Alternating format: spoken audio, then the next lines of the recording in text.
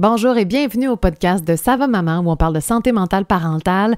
Je m'appelle Jessica Brazo. Dans le duo de Ça va maman, je suis avec Dr Laurie Zéphir, psychologue. Et aujourd'hui, on reçoit une invitée, c'est-à-dire Dr Jannick Coutu, psychologue aussi, qui est derrière la plateforme et les réseaux sociaux de Dose de Psy. Jannick Coutu, elle est spécialisée entre autres avec une clientèle comportant des troubles alimentaires. On l'a invitée parce qu'on voulait parler d'image corporelle, pas nécessairement de troubles alimentaires, mais on le sait à quel point l'image corporelle change quand on devient maman. C'est pas toujours facile de l'accepter. Pour certaines personnes, c'est peut-être plus évident que d'autres, mais on reçoit beaucoup de messages de mamans qui ont de la difficulté à accepter leur nouveau corps, à faire le deuil de l'ancien. Et Jannick Coutu va nous parler, entre autres, de neutralité corporelle dans cet épisode.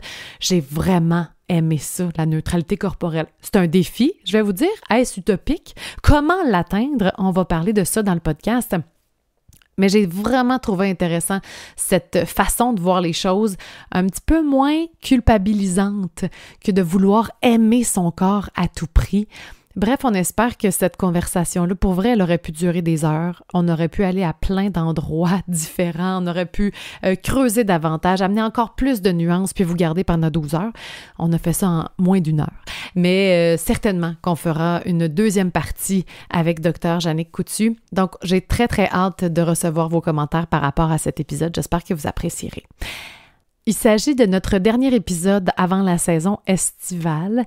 On vous reviendra évidemment à l'automne avec plusieurs autres épisodes qu'on va enregistrer d'ailleurs pendant l'été, mais on continue aussi à vous donner du contenu sur nos réseaux sociaux et via CVM Formation, notre centre de formation pour les professionnels qui gravitent autour des parents finalement. Alors les formations sont disponibles pendant tout l'été si vous voulez prendre un peu d'avance parce qu'on le sait, pendant l'année en fait, ça va vite. Tout le monde a des clients, tout le monde travaille très fort. Alors, si vous voulez prendre du temps pendant l'été pour écouter nos formations qui sont déjà préenregistrées, vous avez simplement à en faire l'achat et vous pourrez l'écouter immédiatement. Alors, cvmformation au pluriel.com. Sur ce, je vous laisse à cette conversation et j'ai très hâte d'avoir de vos nouvelles. À bientôt!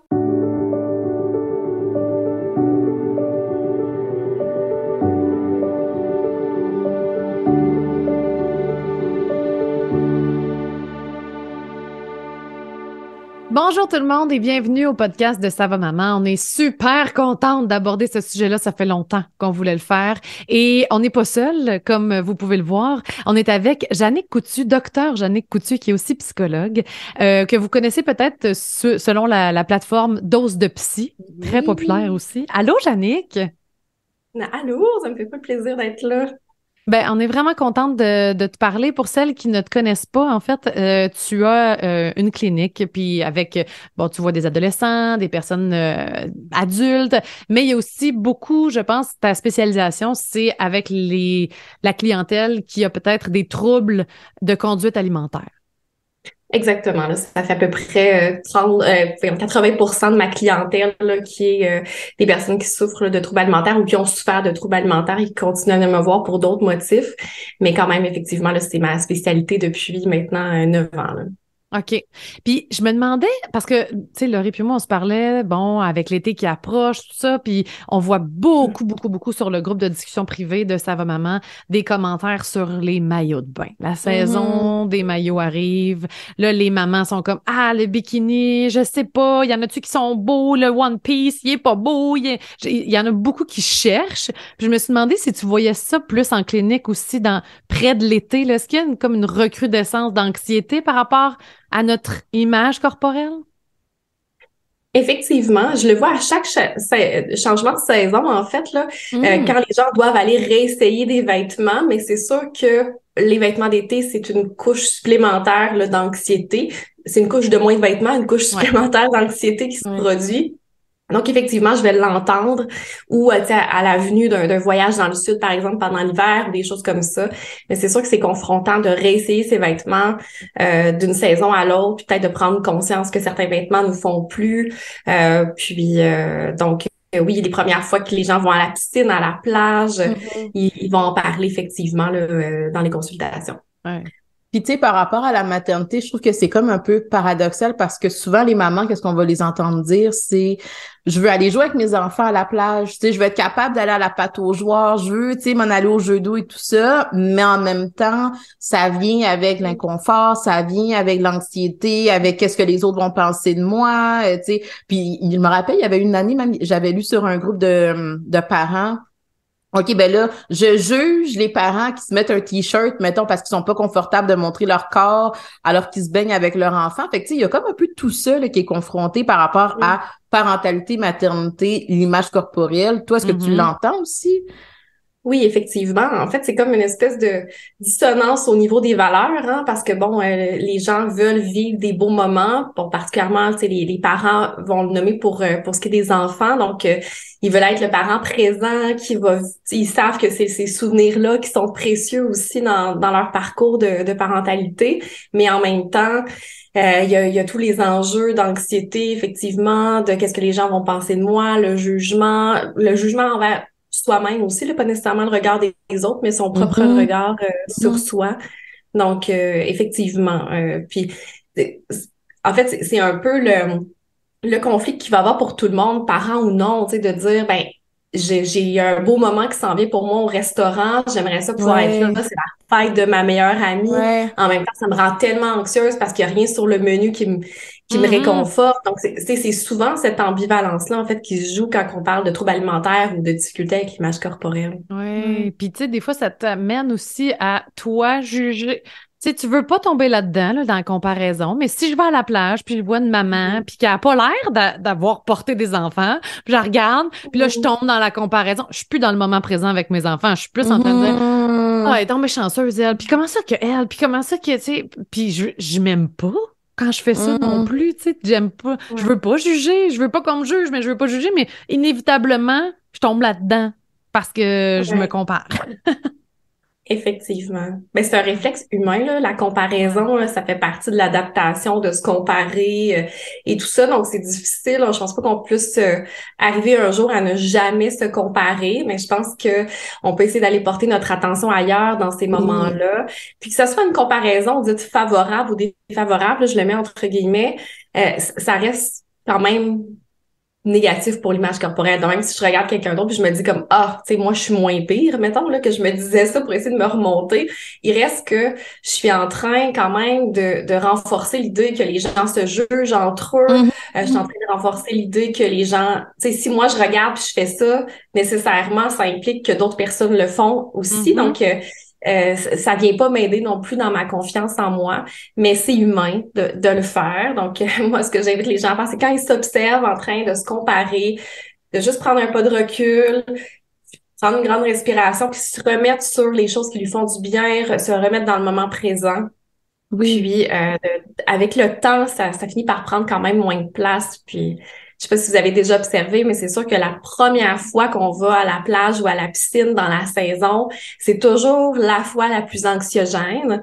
Et après ça, si par exemple on y va régulièrement, ben là, ça diminue, hein, cette anxiété-là. La 10e fois que je vais au cours de piscine, je me sens pas aussi anxieuse en enlevant, tu sais, en me mettant en maillot que la première fois. Donc, c'est aussi ça à travers l'été, là. Souvent, les premières fois, c'est plus confrontant. Puis finalement, on finit par s'habituer, puis par exposition, en fait, à cette anxiété-là, puis de voir qu'il n'y a rien de dramatique qui s'est produit la grande majorité du temps. Fait qu'il faut acheter notre maillot à la fin de la saison pour la saison prochaine. Parce que en avril, puis là, t'es blême, puis là, tu t'en vas dans une cabine d'essayage, t'es comme non, ça marche pas. Mais moi, j'ai une question pour toi, Jannick.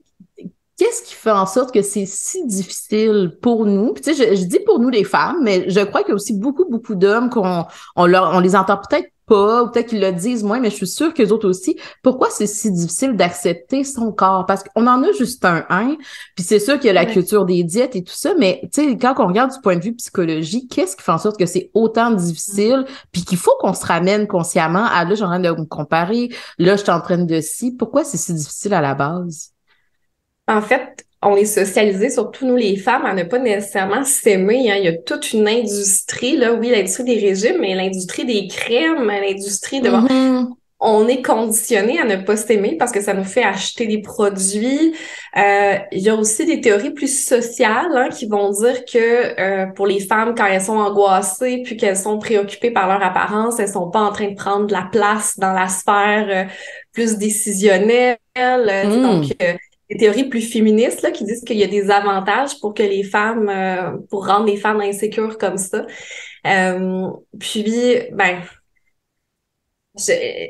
à l'adolescence, l'apparence physique prend une grande place dans l'estime de soi. Puis, c'est un moment où le corps va changer beaucoup. À l'âge adulte, c'est ça. Je pense que ça nous, on quitte pas nécessairement tous cette étape-là où l'apparence physique prend beaucoup de place dans notre estime de nous. Puis, quand il y a des grands moments de changement comme la maternité, encore une fois, même si on a travaillé à accepter notre image corporelle va rechanger. Ça va être un nouveau travail d'acceptation. Ça finit comme jamais. Notre corps, il passe son temps à changer, là. On reste pas stable dans notre apparence physique très longtemps dans notre vie. Et puis donc, si on travaille à se trouver belle à un moment X, le travail va être à refaire dans X nombre de temps pour plein de raisons, que ce soit parce que je suis tombée malade, que ce soit parce que je prends de la médication, parce que je suis tombée enceinte ou peu importe, mon corps va avoir changé. Et c'est pour ça que moi, je prends beaucoup plus la neutralité corporelle, c'est-à-dire essayer de se dissocier de l'aspect de l'apparence physique en lien avec le corps, le ramener à ce qui est comme un outil fonctionnel, beaucoup plus qu'un aspect apparence physique. Puis à ce moment-là, ce travail-là, il demeure, peu importe comment mon corps change, si je suis neutre par rapport à ça, ça va pas fluctuer dans le fond à travers le temps. Alors que si je travaille à me trouver belle aujourd'hui, mais dans 10 ans, je ressemblerai plus à ça. Donc, est-ce que ce travail-là va être à refaire? Ça se peut très bien. Hey, mais comment on fait ça? Tu sais, je me dis, parce que en plus, il y a des, oui, notre corps change avec le temps, inévitablement, tu sais, puis quand tu prends du poids, puis quand t'en parles, mais c'est sûr, tu sais, comme un continuum. Puis là, t'as la maternité que c'est en 1 an, tout a changé, là, tu sais, tout c'est complètement transformé. Puis en plus que t'as plusieurs identités à juste comme figure it out, là, j'ai goût de dire en anglais, mais je trouve pas le mot en français, mais de concilier que t'es grandue mère, OK.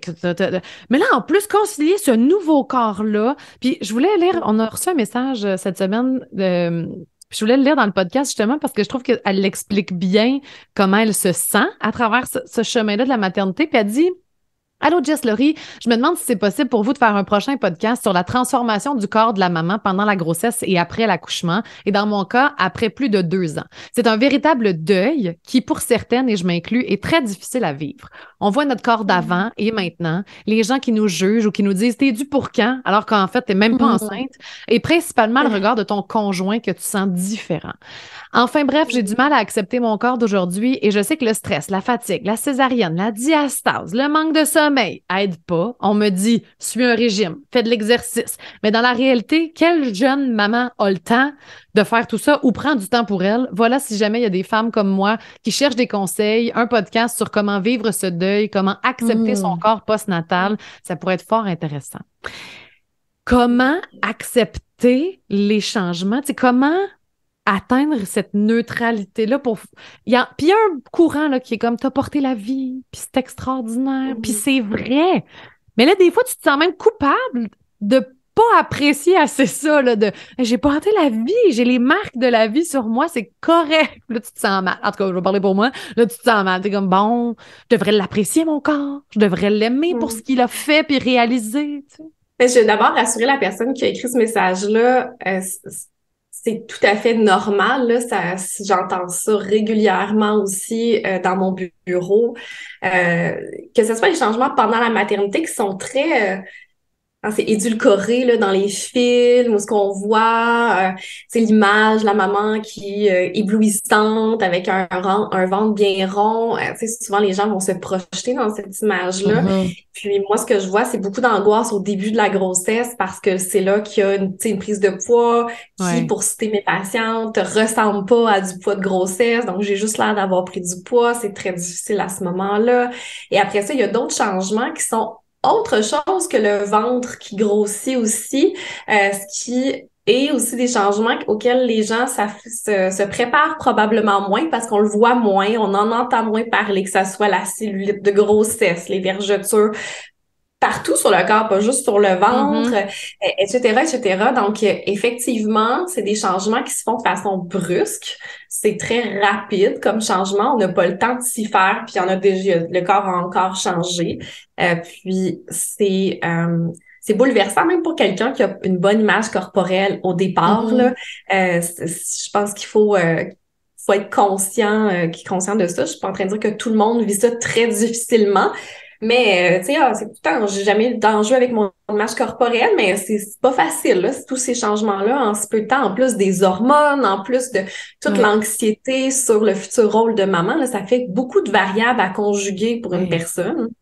Puis après ça, post-accouchement, effectivement, ça aussi, on n'en entend pas beaucoup parler. Ça non plus, c'est pas très normalisé. Si on va voir, c'est des gens qui ont repris leur taille d'avant, puis ça, je l'aime entre guillemets, mais assez rapidement. Puis il y a cette pression-là, puis les statistiques, puis là, je devrais avoir perdu tant de poids, puis là, tu sais, je m'inscris à tel cours pour pouvoir bouger parce que là, je la perds pas aussi vite que je pensais, puis mon corps, il revient quand même pas à ce qu'il était avant. Là. Il y a quand même il y a trop de choses qui se sont passées dans le corps pour qu'il revienne. Donc, effectivement, c'est vrai que c'est un deuil, c'est le avant et le après. C'est aussi normal de pas toujours être capable de se dire « Ah, mais mon corps a porté la vie », puis d'être apaisé automatiquement par ça. Là. C'est pas du tout miraculeux. Je pense que c'est une façon quand même qu'on peut faire pour se ramener sans culpabilité, tu sais, juste l'observer, tu sais, dire comme j'aimerais mieux avoir mon corps d'avant. C'est un fait. Par contre, tu sais, je veux mettre mon attention sur tout ce que mon corps me permet de faire. Tu sais, justement, il a porté la vie, il me permet peut-être d'allaiter, il me permet de faire des câlins à mes enfants, etc. Puis, d'essayer que ça prenne le moins de place possible dans mon cœur, dans ma tête, dans mon estime de moi, cette apparence-là physique qui est pas celle que j'aimerais. Hein, donc, c'est pas nécessairement de travailler à apprendre à aimer son corps, d'où l'idée de la neutralité, mais plus essayer de faire en sorte que les éléments qu'on aime moins prennent moins de place, et pas d'impact sur ce qu'on décide de manger, sur notre plaisir à bouger, donc de le faire de façon saine, etc. Puis, de comprendre que chaque processus est différent pour chacune des femmes. Il y en a que dès le début, ils ont de l'énergie, ils sont chanceux, ils ont des bébés qui dorment bien, puis ils sont capables d'aller prendre des marches, puis ils ont un papa super présent ou une autre maman super présente. D'autres personnes sont dans des réalités complètement différentes, qui n'ont pas d'énergie, il y a les hormones postpartum, etc., etc. Donc, tu sais, chacun a son parcours post-grossesse. Là. Mais je trouve ça bien que tu soulignes je peux ne pas aimer quelque chose, mais quand même mettre mon attention ailleurs. Parce que je pense que en tout cas, moi, c'est ce que j'entends des fois en clinique, j'aimerais ça pas. Tu sais, j'aimerais ça l'aimer, mon corps. J'aimerais ça pas me poser. Mais en même temps, tu peux pas te mentir à toi-même. Ça se peut que, tu sais, pendant toute ta vie, j'aurais aimé ça retrouver mon corps d'avant, mais je peux quand même faire le travail de mettre moins d'attention là-dessus puis de mettre mon attention ailleurs. Fait que, tu sais, je trouve que ça fait de la place à on peut pas imposer, puis c'est pas tout le monde qui se sent bien avec son corps qui nécessairement accepte pleinement et avec plénitude ce corps-là. C'est pas nécessairement ça. Fait que, tu sais, je trouve que ça nuance la perception là, que la personne peut avoir. Moi aussi, j'aime beaucoup, beaucoup la neutralité parce que je trouve qu'il y avait un trend de aime-toi, tu sais, puis ça te met une pression supplémentaire de ouais, mais tu sais, puis pour vrai, ton corps, je pense qu'on a des attentes très élevées, là, de revenir comme avant, c'est impossible. Puis même si tu perds, parce qu'il y a beaucoup ça, là, pour avoir des amis mamans, puis de « Hey, t'as-tu repris ton poids d'avant? » Quand même, tu l'as repris ton poids d'avant. Moi, plus j'ai perdu du poids, plus ça devenait flasque, plus ça devenait fripé. Puis là, ça devient une espèce de concours de comme qui est le plus fripé. Puis de, tu sais, en tout cas, j'avais déjà raconté dans un autre podcast qui n'était pas le nôtre que c'était pas du body shame, là, puis c'était d'une amie, une bonne connaissance. Tu sais, je pense qu'on n'a pas nécessairement conscience du discours qu'on porte. Puis c'était comme, ah non, mais montre-moi toi, puis montre-moi toi. Puis quand finalement, je veux pas. Puis là, je le montre, mon ventre. Puis elle fait comme, ah, mais t'as eu des jumeaux. Hey, j'ai trouvé ça terrible comme réponse. C'était pas comme puis je sais pas quelle réponse aurait été satisfaisante, pour être honnête, là, tu sais, quand je m'arrête. Mais juste de faire, de faire comme oui, dans le regard de l'autre, c'est vrai que c'est fripé, ça m'avait tellement fait chier, là. J'étais en train de reconnecter avec mon corps, de faire comme j'ai la même face, là. Je veux dire, je me ressemble, là. Je suis pareil comme avant, quand même si certaines parties ne sont pas pareilles. J'étais en train d'essayer d'accepter ça. Puis ça m'a comme fait reculer de quelques mois, quelques années. Tu sais, j'ai trouvé ça difficile. Fait que de faire attention à juste comme, mais quelle est la bonne réponse de toute façon? Tu sais, quand que l'autre est en train de te comparer, on dirait qu'il n'y en a pas de bonne réponse. Là. Quand même, aurait pu me dire « Ah, mais t'es belle pareil! » J'aurais trouvé ça insultant, t'es belle pareil, tu sais. Ouais. Mais tu sais, je sais pas comment, Jannick, toi, tu l'entends, cette anecdote-là, mais tu sais, là, le courant un peu plus sur les réseaux sociaux, dont on donne pas de commentaires sur le corps. Puis tu sais, je pense que c'est comme si OK, on est entre amis, on se dit qu'on peut aller là, mais au final, la personne, elle repart quand même avec, même si elle avait rien dit, son regard, tu l'aurais interprété. Tu te serais dit, fait que c'est là que on se met aussi peut-être des fois dans des positions où est-ce qu'on le réalise pas que ça va aller là, puis c'est peut-être délicat, puis on sait pas par où la personne elle vient. On sait pas c'est qui nos amis, peut-être qu'à l'adolescence, ils ont eu des gros enjeux par rapport à leur image corporelle. Nous, on les connaît à l'âge adulte, fait qu'on a l'impression qu'un petit commentaire, ça peut être pas si pire, ou ça la blague, mais on sait pas à quel point ça peut vraiment affecter les gens. Puis c'est surtout, tu sais, hier, j'avais été lire, chaque fois que je te rencontrais aujourd'hui, j'ai été lire un peu parce que je suis pas spécialisée du tout, moi, en troubles alimentaires. Puis tu sais, je voyais que il y a la prégorexie, ça, là, je sais pas s'il y a un terme plus en français que ça, mais qui disait que pendant la grossesse, il va avoir ce comportement-là de contrôle. Hein. On veut tellement ressembler à la femme enceinte, on veut tellement ressembler à la parfaite image du bedon rond, on en a parlé tantôt, que ça amène des comportements alimentaires qui sont problématiques. Puis là, quand je disais ça, j'étais triste parce que je me disais, là, c'est sur quelque chose sur lequel les femmes n'ont absolument aucun contrôle. Exact. Comment mon corps va changer, comment mon corps va être postpartum aussi après l'accouchement, elles n'ont aucun contrôle, mais cette perception-là, cette image-là de la femme enceinte, de la femme avec son bébé est tellement forte, elle est tellement rigide, peut-être même que là, on se dit, je vais essayer d'avoir des comportements pour ressembler à ça, mais j'ai aucun contrôle là-dessus, puis je trouvais ça vraiment triste de réaliser que c'est quelque chose qui semble en tout cas de plus en plus présent, là.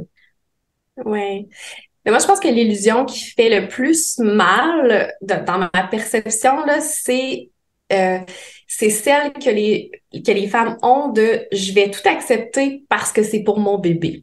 Ça, je l'entends de personnes qui sont en guérison, par exemple, d'un trouble alimentaire et puis qui tombent enceintes et qui, là, vont me dire « Ah, mais tu sais, je vais l'accepter, ça va être beaucoup plus facile parce que c'est pour le bébé, je vais être beaucoup plus capable de manger parce que c'est pour le bébé. Tu sais, les changements vont être plus faciles à accepter parce que c'est pour le bébé, puis mais ça se passe pas toujours comme ça. Rarement, en fait, ça se passe comme ça. Donc, il y a aussi ça, je pense que les femmes entrent dans la grossesse en pensant que ils vont être capables de juste connecter avec ça, tu sais, avec le « Ah, mais tu sais, je suis en train de faire grandir la vie à l'intérieur de moi », mais c'est beaucoup plus complexe que ça. Toute la société, la pression qu'on se met, ça s'éteint pas pendant la grossesse. Puis effectivement, il y a...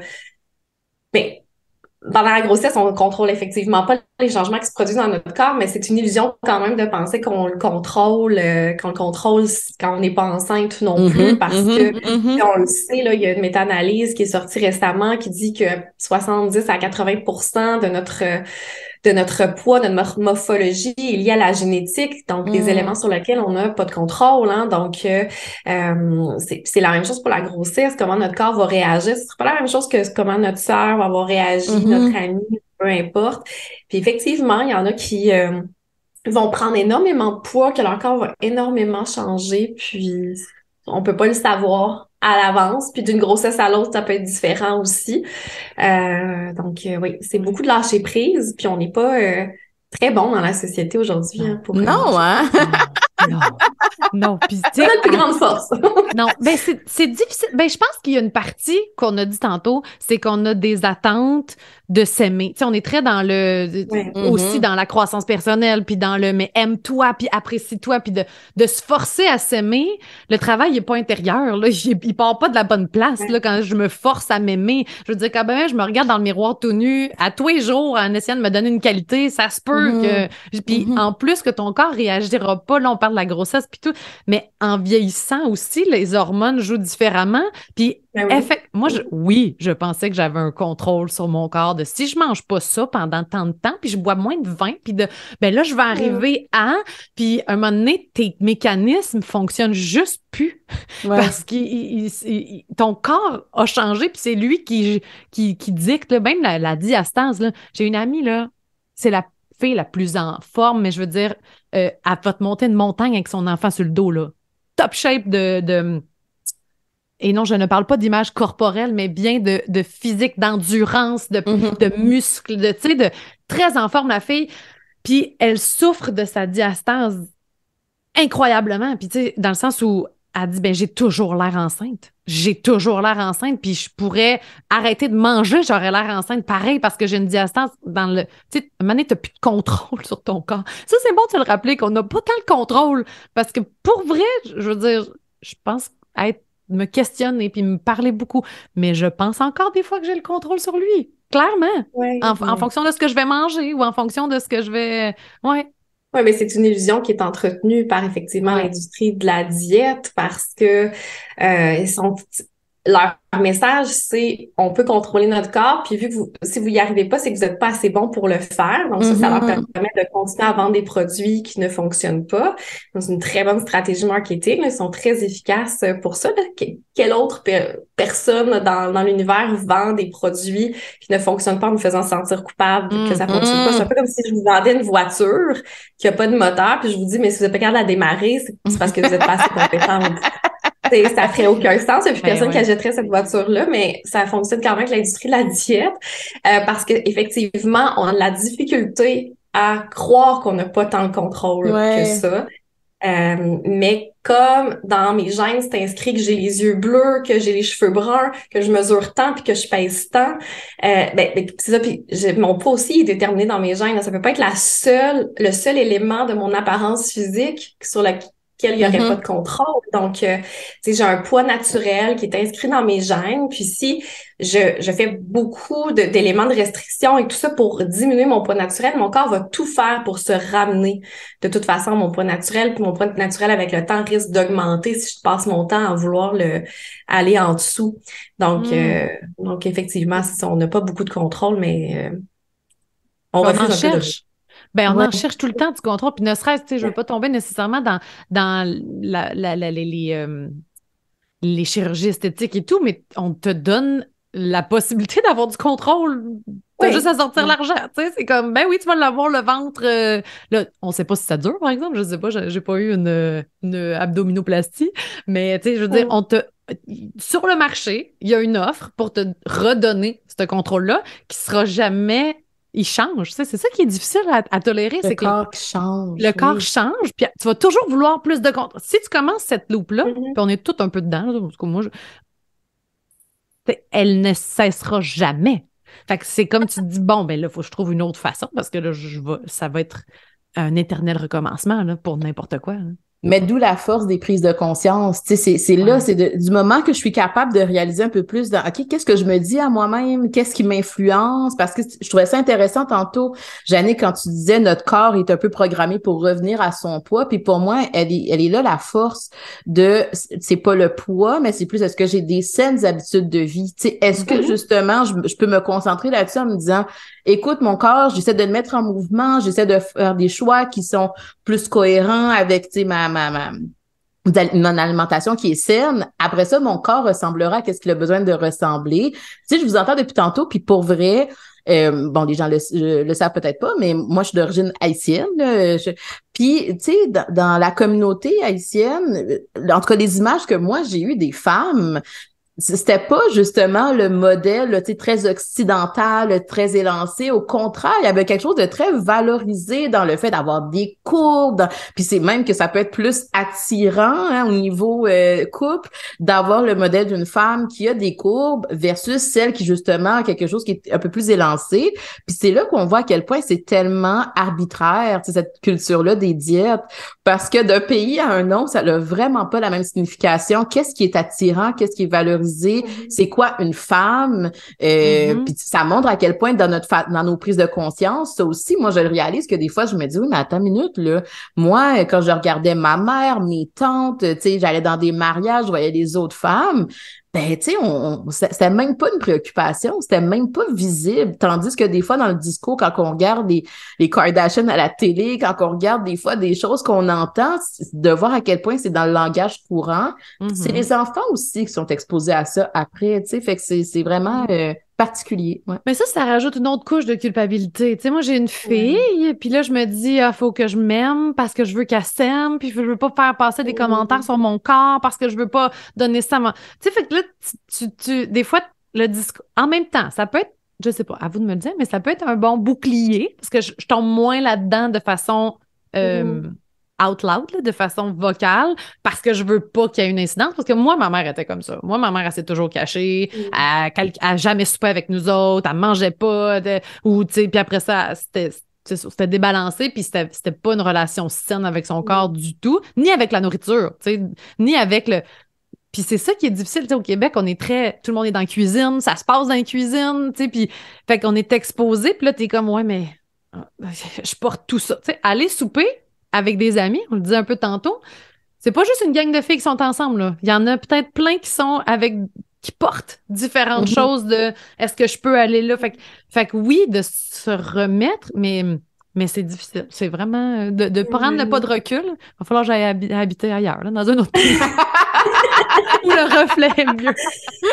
Oui, ben effectivement, c'est vrai que c'est très social, oui, d'un pays à l'autre, mais d'une époque à l'autre. Je veux dire, c'est pas les mêmes corps non plus qui étaient valorisés il y a 50 ans, il y a 100 ans et tout ça ici au Québec, mais donc, oui, effectivement, c'est là qu'on voit que c'est arbitraire. Puis, tu sais, moi, je l'ai vu, l'évolution, ça fait 9 ans que je travaille avec des gens qui ont des troubles alimentaires. Au début de ma pratique, les gens étaient très, très, très axés sur le ventre. Puis ensuite, il y a eu la fameuse mode là, de mesurer ses cuisses. Faut pas que ses cuisses se touchent. Plus l'espace entre les cuisses sont grands, mieux c'est, tout ça. Puis là, les gens ont commencé beaucoup plus à me parler de leurs cuisses en thérapie que du ventre. Donc, on voit qu'effectivement, il y a une grande influence de ce qu'il y a dans le discours, de la mode aussi. Tu sais, peut-être que dans 5 ans, la mode, ce sera autre chose de notre corps. Puis c'est là que les complexes vont se développer par rapport à cette partie-là qui, aujourd'hui, on n'entend presque pas parler. Donc, oui, c'est très, très social.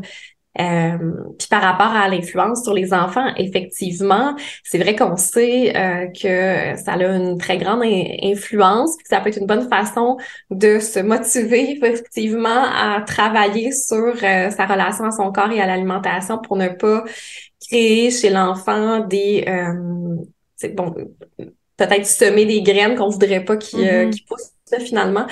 Donc, on est des modèles. Donc, c'est sûr que si on restreint notre alimentation et tout ça devant l'enfant, éventuellement, il va avoir des impacts possibles. Évidemment, je dis pas ça pour que personne se sente coupable, mais il faut être conscient quand même de cet aspect-là. Là, c'est surtout que c'est nous autres qui faisons l'assiette de notre enfant. Tu sais, dans le sens où c'est toi qui cuisines le souper, tu veux pas en cuisiner 2. Puis là, en même temps, quand tu calcules, c'est comme, OK, mais là, j'ai pas trop de pain, pas trop de pâte, pas trop de ci, pas trop de ça, mais là, en même temps, je veux montrer à mon enfant que j'en mange un peu. Tu sais, c'est que ça devient, le souper devient complexe, tu sais. Fait que c'est comme, comment tu fais pour décrocher de ton assiette, puis d'être plus dans le moment, puis de faire comme, je vais apprécier mon souper de famille, puis je vais manger, mais je vais pas me punir d'avoir mangé après non plus, tu sais. Non. Comment tu réapprivoises ça petit peu par petit peu, ouais? Ben, moi, je vais rebondir, Jannick, puis j'ai hâte de t'entendre, mais parce que je pense aussi des fois qu'il y a certaines mamans qui se mettent plus la pression pour leur enfant que pour elles. Puis je pense qu'il y a une part d'accepter le fait que nos filles, nos garçons aussi, vont avoir à faire leur propre cheminement par rapport au fait d'accepter leur image corporelle parce que eux aussi vont graviter dans une société avec les mœurs qui seront là à leur moment, là. Mais justement, parce que nous-mêmes, on va avoir fait ce travail-là de « Hey, ça n'a pas été facile pour moi non plus. Hey, moi... » Puis c'est là qu'on finit par être aussi un modèle de « J'ai cheminé par rapport à ça » versus la perception que toutes nos actions vont faire en sorte que eux vont avoir une bonne image corporelle alors qu'on a fondamentalement pas tant le contrôle là-dessus. On peut favoriser, tu sais, comme Jannick a dit, on peut essayer de pas, ou même quand toi tu disais, Jess, je dis pas de commentaires sur mon corps à voix, j'essaie de pas commenter le corps des autres. Il y a des choses qu'on peut faire quand même, mais il y a une part d'accepter cette impuissance-là de mon enfant aura aussi à faire son cheminement dans sa vie par rapport à son image corporelle. Puis ça, c'est tough. Hey! Oui, on parle de lâcher prise, on parle d'impuissance, on n'est pas bien, là. On n'aime pas ça. C'est sûr, parce qu'effectivement, il n'y a aucune maman qui voudrait voir son enfant avoir des gros enjeux à ce niveau-là, pas s'aimer, pas vouloir manger, se faire vomir. Il n'y a personne qui veut se procher son enfant dans cette situation-là. Donc, effectivement, ce qu'on peut leur offrir, c'est un terrain fertile pour une image corporelle positive. Donc, effectivement, en commentant pas notre propre corps, mais ni le corps des autres, ni même la personne à la télé qui nous entend pas. Hein, c'est un exemple que je donne souvent parce que ça, c'est banalisé, hein, de dire comme « Hey boy, ça y va pas bien, cette robe-là, t'as-tu vu ça? On voit ses bourrelets. » Même si c'est pas quelqu'un dans la rue, puis c'est une personne qui nous paraît très loin parce que c'est une actrice américaine, par exemple, ça imprègne quand même. Donc, effectivement, d'éviter ce genre de commentaires-là, mais surtout d'avoir une relation saine avec l'alimentation parce que depuis le début, on parle d'image corporelle, mais ça aussi, c'est une grande illusion là, de vouloir travailler sur son image corporelle tout en maintenant des restrictions alimentaires, tout en ayant des enjeux au niveau de sa relation à l'alimentation. Il faut travailler ça aussi pour avoir une bonne image corporelle parce qu'on peut pas dire « je veux accepter mon corps », mais en même temps, je mets plein d'efforts, je le mets encore entre guillemets, pour le modifier. Ça fait pas de sens, ça. On projette ça sur une relation de couple, tu sais. Je veux prendre soin de ma relation de couple, je veux aimer mon conjoint, mais le changer constamment, tu sais, ça fait pas de sens, mais c'est la même chose pour notre corps. Donc, c'est aussi de travailler notre relation avec l'assiette, tu sais, comprendre, tu sais, qu'il n'y a pas de bons puis de mauvais aliments, que tout est dans l'équilibre, dans le plaisir, puis que c'est ça, on contrôle pas notre poids à travers, tu sais, ce qu'on mange de façon ça sera jamais sain. On va justement lutter contre notre poids naturel, puis là, il va y avoir des répercussions par la suite. Donc, c'est un travail à plusieurs niveaux, là. Notre relation au sport, à la balance, à l'alimentation, tout ça, ça va influencer aussi notre capacité à développer une neutralité corporelle. Oui, complètement. Puis comment on se présente aussi, tu sais, dans le sens où si toute ta vie, tu t'es présenté avec ton corps, puis que c'était lui ton... Puis que là, il change, puis que tu te dis, OK, je veux atteindre la neutralité, mais je présente quoi de moi? Tu sais, c'est comme... C'est un se connaître. C'est quoi mes autres valeurs versus être une belle fille, mettons? Tu sais, c'est quoi? Qu'est-ce que je suis, moi, à apporter? Puis déjà, que je trouve qu'avec la maternité, t'es comme... Qui je suis sans mes enfants, tu sais, qui je suis autre qu'une mère. Puis là, tu me demandes qui je suis autre que mon corps. Fait que, tu sais, les filles, je vous comprends. Dans le sens où celles qui nous écoutent puis qui se sentent que...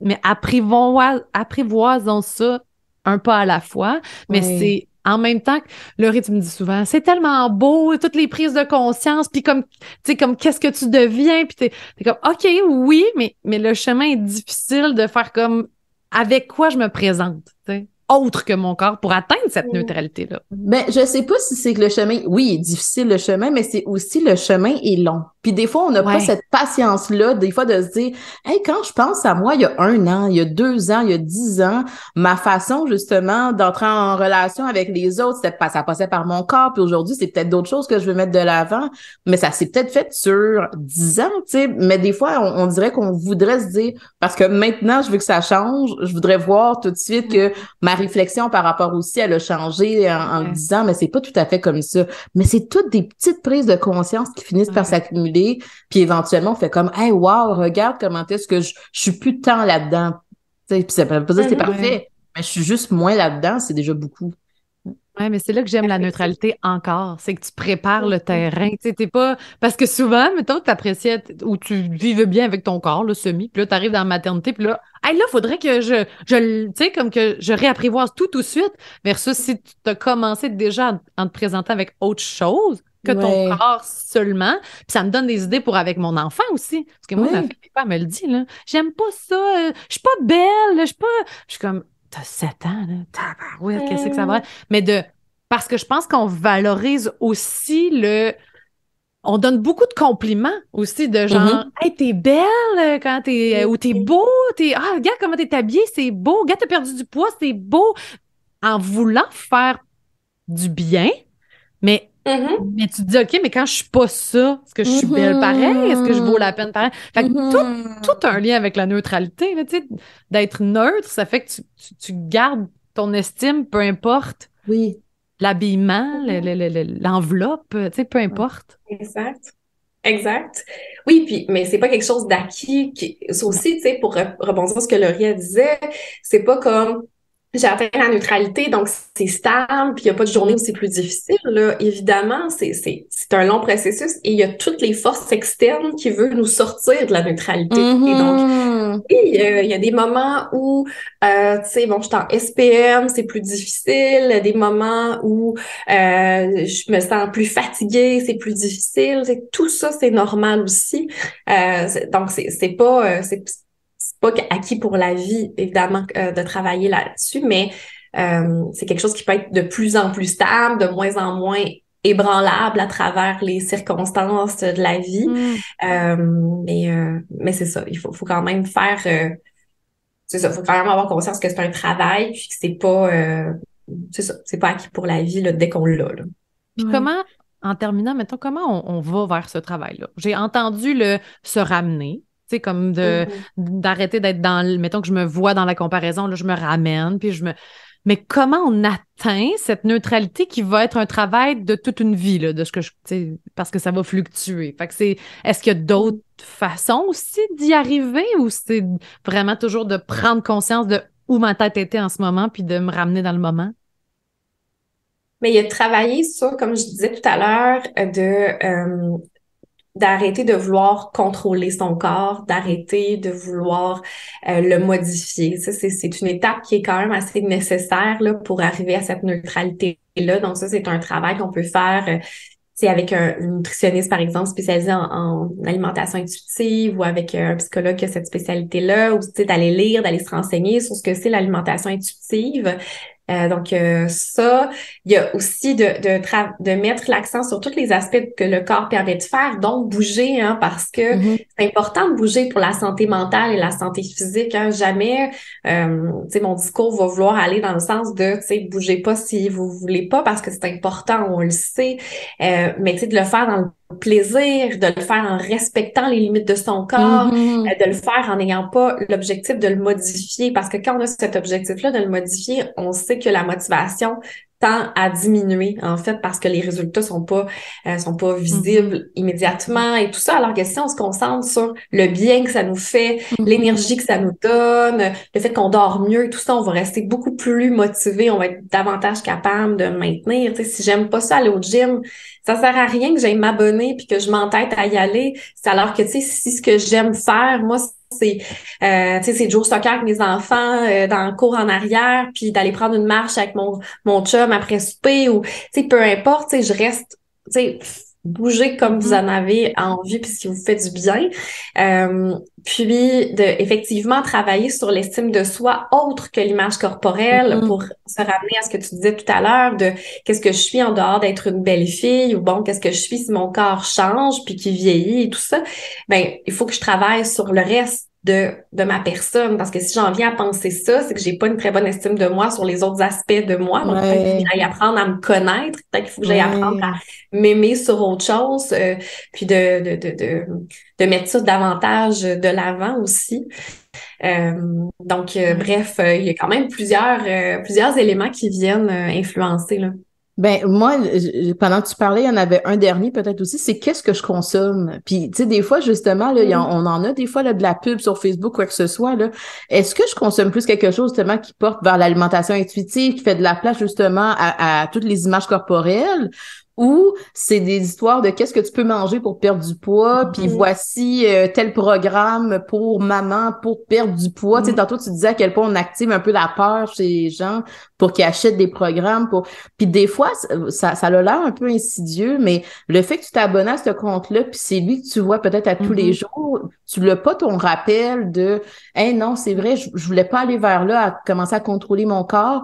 Je veux plus quelque chose qui me nourrit, qui fait de la place à ce corps-là qui change, à m'aider à l'accepter, à m'aider à avoir des plus de conscience sur hey, tu fais déjà beaucoup. » Fait que, tu sais, je pense que juste ça, dans le quotidien, on peut ne pas le voir quel effet ça peut avoir sur nous. Là. C'est fou, je me rends compte à quel point tout est connecté. Au sens où j'ai déjà parlé beaucoup dans le podcast bon, je suis en thérapie, puis j'apprends à reconnecter avec mon corps, mais pour les émotions. Qu'est-ce que cette émotion-là vit dans mon corps? Qu'est-ce qu'elle veut dire? Qu'est-ce que ci? Qu'est-ce que ça? Puis d'apprendre à lire les signaux de mon corps. Fait que ça, quand t'es dans ton corps, on dirait que je porte déjà moins d'attention à ce que j'ai l'air parce que je suis plus en train de faire le travail de juste reconnecter avec lui, qui n'a pas rapport avec l'alimentation. Je travaille pas ça en thérapie, mais inévitablement, je vois que c'est lié. Puis avant, je courais pour perdre du poids, là, pour vrai, d'une autre vie. Maintenant, je marche juste. Je n'étais même pas dans une optique de perdre du poids, j'avais juste besoin. Tes balados de Exactement. Et de Glennon Doyle. J'avais juste besoin, puis ça a fait la même job, mais la motivation n'était pas la même. La motivation était j'ai besoin de sortir, prendre de l'air et juste comme j'en ai besoin. Et non pas j'ai besoin d'aller éliminer le biscuit que j'ai mangé tantôt. Tu sais, c'était vraiment.